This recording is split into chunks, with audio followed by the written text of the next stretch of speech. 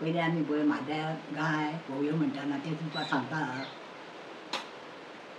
सोन्याची गुळणी रुप्याचा वाकर, या गांवच्या म्हाड्या बोला या गाय फुलां कापूं.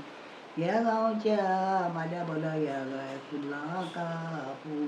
फुलांशीं कापिता वाकर करकरी, काळीज थरथरी गाय माऊलेचें. काळीज थरथरी गाय माऊलेचें. आरे रे आडम्या पाना पान झडप्या, या गांवच्या म्हाड्या बोला या गाय फुलां कापूं.